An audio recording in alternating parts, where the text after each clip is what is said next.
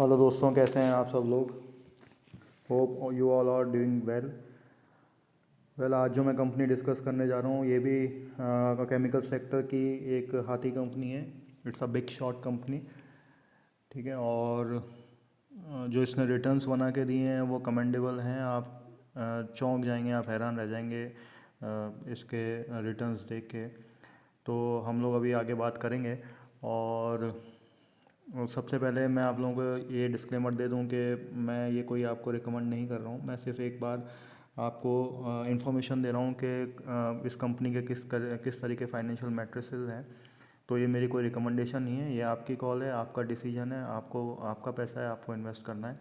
कहाँ करना है, कहाँ नहीं करना है, ये आपका डिसीजन है।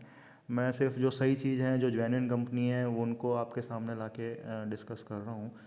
और अगर आपको वाकई में मेरा वीडियो का कंटेंट पसंद आएगा और आता है और आपको लगता है ये थोड़ी सी भी इन्फॉर्मेटिव है, तो प्लीज़ मेरे चैनल को आप शेयर करें, सब्सक्राइब करें और लाइक करें। तो लेट्स बिगिन, लेट्स स्टार्ट। तो दोस्तों, मैं जिस कंपनी की बात कर रहा हूँ उसका नाम है एसआरएफ एक बहुत ही बड़ी मल्टीनेशनल कंपनी है जिसके दहेज गुजरात में और भिवाड़ी राजस्थान में अपना सेटअप है।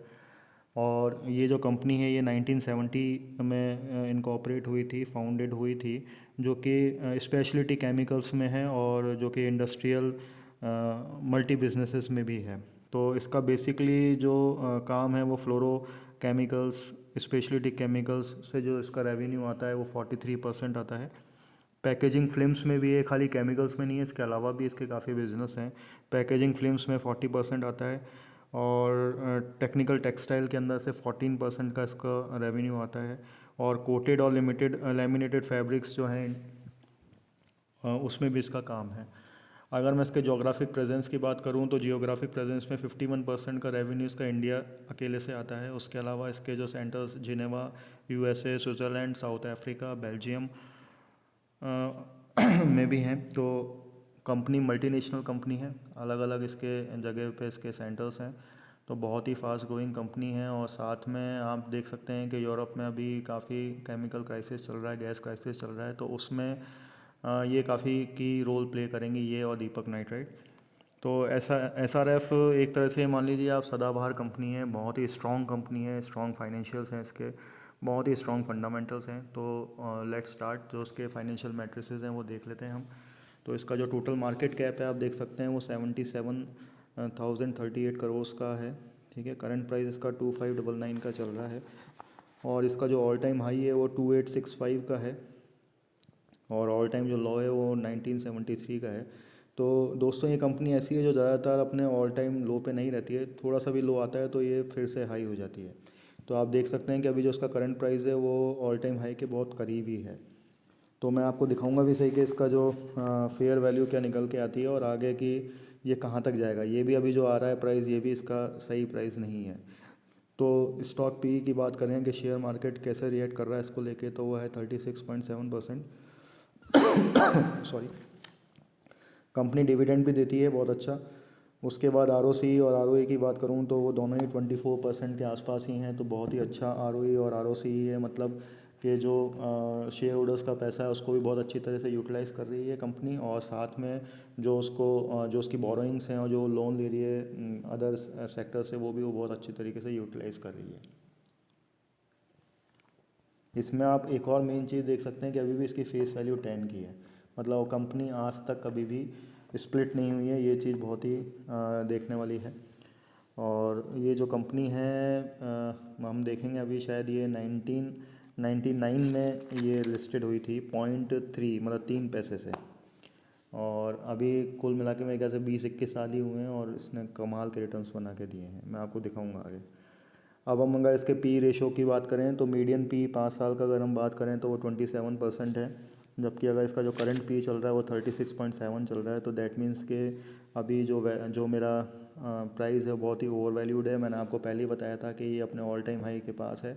तो अभी इसमें इन्वेस्टमेंट करना सही नहीं होगा, क्योंकि अभी आप कर लेंगे तो मान लीजिए फिर दोबारा नीचे आता है तो आपको वो लॉस होगा। तो थोड़ा सा अगर आप इसमें इन्वेस्ट करना चाहते हैं तो आप वेट करें। 2400 में आपको बताऊंगा इसके क्या सपोर्ट लेवल्स आएंगे, क्या रेजिस्टेंस लेवल्स आएंगे, तो हम आगे डिस्कस करेंगे। तो वो आपको एक बार चीज़ देखनी पड़ेगी। ठीक है, तो अब हम अपने प्राइम एरिया, आप देख सकते हैं कि 29.6% CAGR से लास्ट 5 ईयर्स में इसने जो है अपने रिटर्न्स दिए हैं अराउंड 30% पे। अब हम बात करेंगे इसकी EPS की। इसके सेल्स देख सकते हैं आप, जून 21 में 2600 करोड़ था, वो अब 2700 करोड़ था, वो अब 38 मतलब 3900 करोड़ के आसपास आ चुका है। इसके जो मार्जिन्स हैं वो भी बहुत अच्छी तरीके से कंसिस्टेंटली स्टेबल हैं, आप देख सकते हैं, और प्रॉफिट भी इसका इंक्रीज़ होता जा रहा है। तो दोस्तों, आप लोगों को ऐसी ही कंपनी उठानी चाहिए जो कंसिस्टेंटली दिखा रही हो। एक दो क्वार्टर में हो सकता है वो नहीं दिखाए, लेकिन अगर वो कंसिस्टेंटली दिखा रही है तो ऐसी कंपनीज आपको सेलेक्ट करनी चाहिए। अब आप इसमें देखिए EPS जो है जून 21 में इसका 13.35 है, जो कि अब बढ़ चुका है 20.51 पे। ठीक है, तो अगर मैं इसके करंट प्राइस की बात करूं तो 20.51 से अगर मैं मल्टीप्लाई करता हूं करंट PE को, तो वो निकल के आता है 752.7। और अगर उसको अभी मैं करंट मार्केट प्राइस से ऐड कर लेता हूं जो कि है 2599, तो वो निकल के आता है 3357। मतलब 3357 तक का लेवल इसको छूना है अभी। तो आप यूँ देखें अगर, तो ठीक है अभी अच्छा डिस्काउंटेड प्राइस पे, लेकिन हम पी से बात करते हैं, जो मार्केट रेट करता है उस हिसाब से बात करते हैं। तो अगर मैं 5 ईयर मीडियन पी की बात करूं तो वो फिर 24.7 ही है, और जो करंट पी है वो उसका 36.7 है। तो आपको वेट करना है। मैं सिर्फ ये बता रहा हूँ कि ये जो वैल्यू है ये इतनी प्रोजेक्ट होकर जाएगी अभी। ठीक है, 3357 तक ये प्राइस जाएगी। अब अगर हम प्रॉफिट और लॉस की बात करें तो आप देख सकते हैं कि 12 मंथ्स जो ट्रेलिंग मंथ्स है उसका जो EPS है वो 70.90 है। ठीक है, और मार्च 22 में वो 63.70 था। तो बट ऑब्वियस है कि वो 7% से बड़ा है, तो काफ़ी अच्छा इसका जो EPS है वो बढ़ के आया है।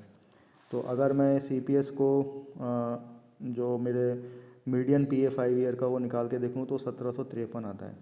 तो 1753 रुपये, वैसे तो इसका जो फेयर वैल्यू है वो यही निकल के आती है, लेकिन अब चूँकि ये बहुत ही ओवर वैल्यूड हो चुका है, तो हम मेरे हिसाब से, मेरे पॉइंट ऑफ व्यू से जो इसके रेजिस्टेंस लेवल निकल के आएंगे वो 2300-2400 के बीच में निकल के आने चाहिए। ठीक है, तो जब ये शेयर इस लेवल तक आ जाए तब आप इसमें एंट्री कर सकते हैं, और आप चाहें तो उसमें एक्यूमुलेट भी कर सकते हैं। अब आप इसमें देख सकते हैं 5 ईयर्स की और 10 ईयर्स की ग्रोथ है इसकी 49%, और 3 ईयर्स की 64%। तो अगर मैं ऑन एन एवरेज लगा लूँ तो 50% की इसकी ग्रोथ है। बोरोइंग्स की बात कर लें तो बोरोइंग्स, लॉन्ग टर्म बोरोइंग्स 1753 है, लेकिन उसी के अगेंस्ट में इनके पास जो रिज़र्व्स हैं वो 8265 करोड़ के हैं। तो काफ़ी रिज़र्व्स हैं, कोई ऐसी प्रॉब्लम नहीं है कंपनी के अंदर, और कैश फ्लो भी बहुत अच्छा है। अब हम शेयर होल्डिंग पैटर्न्स देख लें तो शेयर होल्डिंग पैटर्न पिछले साल से अब तक में थोड़ा सा जो प्रमोटर्स की शेयर होल्डिंग है वो कम हुई है। FII इसकी बड़ी है, 19.18 थी, वो अब 19.21 हो चुकी है अभी सितंबर 22 में। और DII इसकी होल्डिंग्स बहुत बड़ी है, तो 10.42 से 14.03 हो चुका है, और पब्लिक में इसने होल्डिंग्स कम की है। तो कंपनी बहुत अच्छी है। मुझे नहीं पता क्यों जो रिटेलर्स हैं वो इससे निकल रहे हैं, लेकिन रिटेलर्स को रहना चाहिए। अब अगर हम DIIs को खोलें तो आप इसमें देख सकते हैं कि कोटक इक्विटी सेविंग फंड, जितने भी हमारे फंड्स हैं जो मैं आपको बता रहा हूँ, म्यूचुअल फंड्स हैं, जो मेरी एसेट हेल्थ केयर फंड है, मिराज एसेट है, निपॉन है, SBI है, रिलायंस कैपिटल है, निपॉन है, मतलब आप देख सकते हैं कि सारे के सारे जो म्यूचुअल फंड के जो कंपनीज़ हैं वो सब इन लोगों ने इसी में इन्वेस्टमेंट कर रखा है। ठीक है, तो ये चीज़ मैं आपको बता रहा हूँ, देखने लायक है। आप यहाँ देख सकते हैं ICICI प्रूडेंशियल लाइफ ने ले रखा है इसमें, SBI लाइफ ने ले रखा है, HDFC लाइफ ने ले रखा है।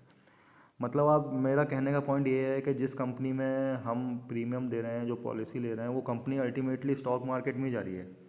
तो क्यों ना हम डायरेक्टली स्टॉक मार्केट में जाएं, क्यों कंपनीज़ के ऊपर रहें। तो वहाँ में सब सिर्फ इतना सा अंतर होता है कि हमें बस सम एश्योर्ड का एक लालच दिखाया जाता है, और वो 20 साल तक हमारे पैसे से खूब पैसा कमाते हैं। तो मेरा कहना ये है कि आप 20 साल तक शेयर मार्केट में रहिए, फिर देखिए आपका पैसा कितना बन के आता है। तो उसका मैं आपको एग्जांपल दिखा देता हूँ। उसका एग्जांपल हम देखते हैं, तो हम सीधे यहाँ पे SRF की वो खोल लेते हैं और आज का इसका चार्ट पैटर्न देख लेते हैं। आज का चार्ट पैटर्न देखेंगे तो आप देख सकते हैं कि अभी तक ये ऑल टाइम हाई बना चुका है अपना 2598 पे, और इसका भी लो है 2550, 1.29 का ये आज जो है अपने को रिटर्न दे रहा है, पॉजिटिव रिटर्न। अगर मैं 1 साल की बात करूँ तो 22% का इसने रिटर्न दिया है पॉजिटिव, और 5 साल की बात करूँ तो आप देख सकते हैं 657 का इसने रिटर्न दिया है। ठीक है, तो बहुत ही ख़तरनाक कंपनी है, बहुत ही शानदार कंपनी है। और अगर आप इसका मैक्सिमम चार्ट पैटर्न देखें तो देखिए आप 99 में हुई थी तो 8,64,250% का इसने रिटर्न दिया है। ठीक है, तो मैं कोई छोटी मोटी कंपनी की बात नहीं कर रहा हूँ। और आप इसका चार्ट पैटर्न देखिए, बिल्कुल स्मूथली ऊपर बढ़ी है कंपनी। तो इस तरह की कंपनी हमें पिक करनी चाहिए, इस तरह की कंपनी हमें इन्वेस्ट करना चाहिए। और अगर हम इसमें इन्वेस्टमेंट करते हैं तो बहुत अच्छी बात है दोस्तों। तो मैं आपको बताता हूँ कि मतलब इसमें कहीं पे भी आपको कोई प्रॉब्लम नहीं आएगी। तो अगर हम इसके फाइनेंशियल्स की बात कर लें तो आप इसमें देख सकते हैं कि इसका जो फर्स्ट सपोर्ट लेवल है वो 2520 पे है, दूसरा है 2882 पे, और तीसरा है 2460 पे। ठीक है, और अगर इसके मैं 200 DMA की बात करूँ, मतलब डेली मूविंग एवरेज की बात करूँ, तो वो 2442 रुपये का आ रहा है। तो 2442 के नीचे आता है, मतलब वही मैंने आप जैसे आपको बताया था 2300 के आसपास आता है या 2400 के नीचे आता है, तब आप इसमें फ्रेश एंट्री कर सकते हैं। और इसका जो ऑल टाइम हाई है, ऑल टाइम लो मैं आपको पहले ही बता चुका हूँ। और इसका रेजिस्टेंस लेवल अगर ये तोड़ देता है अपना 2640 का, 2640 का, तो मैं आपको बता रहा हूँ कि तुरंत 3000 पे पहुँचेगा फिर। तो आपका कॉल है, आपको देखना है क्या करना है। और अभी 2542 पे ये मतलब इसका पाइवट पॉइंट रखा है जो रेफरेंस पॉइंट है, और अब इसका जो करंट प्राइस चल रहा है वो 2558 चल रहा है। ठीक है दोस्तों, तो इस तरीके से आप इसमें आगे का सोच सकते हैं। अब मैं आपको कैलकुलेटर पे ले चलता हूँ, और इसमें मैं आपको सिंपल सा, अगर 50% भी मैं इसको लेके चलता हूँ, मैं इसमें 50,000 डाल देता हूँ, और 50% इसका एवरेज में रिटर्न लेके चलता हूँ, और 10 साल में हम देखते हैं कितना कॉर्पस इकट्ठा हो जाता है। तो आप देख सकते हैं 28.83 लैक्स हमारे 50,000 के बन गए 10 साल में। और वहीं अगर आप पॉलिसी के बराबर इसमें रखते हैं, मतलब 20 साल तक, तो आप देखिए 16.63 crore, can you imagine, 16.63 crore आपका कॉर्पस इकट्ठा हो जाता है। तो मुझे नहीं लगता है कि छोटी मोटी रकम है दोस्तों। तो इतने रिटर्न्स मुझे नहीं लगता कि आपको कोई भी स्कीम, कोई भी म्यूचुअल फंड कंपनी आपको लगा के देगी, क्योंकि म्यूचुअल फंड में क्या होता है वो खुद अपनी कमीशन लेते हैं। जो वहाँ के मैनेजर्स होते हैं वो खुद आपका जो आपके एसेट जो मेंटेन रखते हैं, जो उसको कंट्रोल करते हैं, वो भी अपनी कमीशन लेते हैं। तो म्यूचुअल फंड हाउस को हम क्यों अपनी कमीशन दें, हम सारा का सारा पैसा हम लगाएंगे। हम सोचेंगे, because we all have a logic, we all have a common sense. तो आई होप कि आप लोगों को ये वीडियो पसंद आया हो। तो अगर आपको वाकई में पसंद आया तो आप देख सकते हैं इसमें कंपाउंडिंग होती है लास्ट में। ठीक है, आप देख सकते हैं कि ये यहाँ पे 18 साल के बाद कितनी तेज़ कंपाउंडिंग हुई है। तो यही होता है कंपाउंडिंग की पावर। तो अगर आप लोगों को दोस्तों ये वीडियो पसंद आया हो तो लाइक करें, इसको शेयर करें, सब्सक्राइब करें, और फिर मैं बहुत जल्दी आपके पास नेक्स्ट वीडियो लेके आऊँगा। तो till then, thank you and keep investing.